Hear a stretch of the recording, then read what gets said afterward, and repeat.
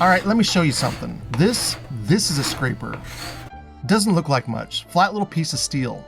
Oh, but sharpen it right and it'll peel curls off a board smoother than a barber shaving your back. Now, don't get too excited because that burr, it won't last. You use it, it dulls. That's life. So now you gotta sharpen it. Here's where it gets fun. This steel, it's hard. Like, don't mess with me hard. So now you need something even harder to roll that edge again. Me? I used to use the end of a round file. I know, it's dumb, but we use what we got. And that's what I got. And let me tell you, it's like trying to polish diamonds with a potato.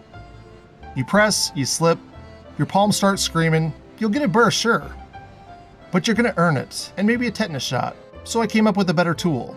Oh, but I'm getting ahead of myself. All right, let's back it up. Gotta sharpen a scraper, I got a better way. Let me show you how I made this little piece of steel that does the job right.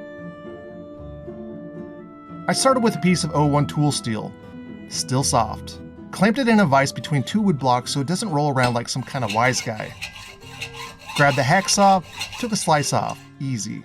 No drama, just muscle. Now we toss it in the lathe. Then I take a triangular file and cut a little V in the face. Not too deep.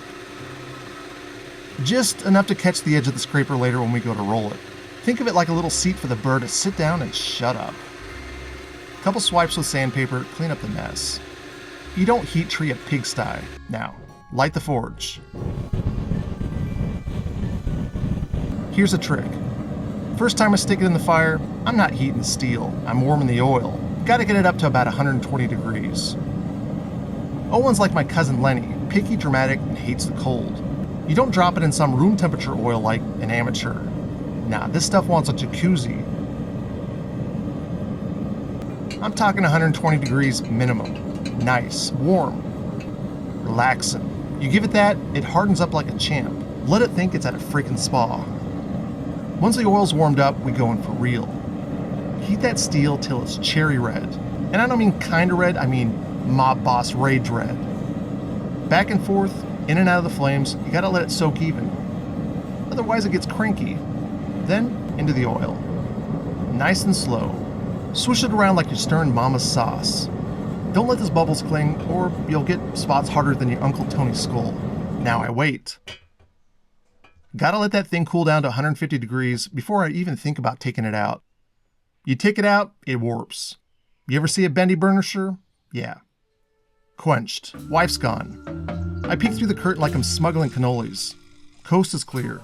I close the curtain, fire up the oven. Wife hates it when I use it for heat treating. Thinks the steel's gonna give her cookies rabies or something. Back to the lathe. Hit it with sandpaper just enough to get that suit off and see it shine. Nothing fancy, just elbow grease. Suit's gone, she's looking shiny. Now I grind in some grooves along the rod. Why? Because epoxy needs something to grab onto. Used to be I could file into this stuff. Now it's like trying to file down a tank. Sparks everywhere. You know it's hard when your cutoff wheel starts begging for mercy. Let's talk handles. This here's spalted curly maple. Gorgeous stuff. Came from my buddy Mark in northern Indiana. He handed it to me and said, do something special with it. So here we are. So I cut it into fourths, only using a piece of it today. The rest, you'll see. I got something cooking down the line. So now I gotta drill the holes for the steel rod. Drill press, come on. What is this? Amateur hour?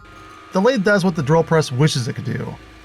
Perfect center, every time. Mark the bit, bring it in slow, let the tool do the thinking. Like threading a needle with a jackhammer. You gotta ease into it. Now we're playing with epoxy. Rod gets shoved in, one side, then the other. Feels like setting up a trap for bad ideas. Once the epoxy cures, we're cutting the corners off with a V-sled. This saves a little steel with my chisels when I work at the lathe. Shape it up, round it out. Burn in a couple clean wire lines just for style, and yeah, I got a whole video on making the burner, so don't ask. Now we rub in some Blizzard honing compound. Buff it till it shines like a fresh wax Cadillac. And that's it. Custom burnisher. Sharp, mean, ready to roll a burr like it's got a score to settle. Scraper goes in, edge gets rolled, and we're back to making curls like nothing's happened. Because when your tool fights back, you build something better. Make your own tools, break your own rules, keep making things.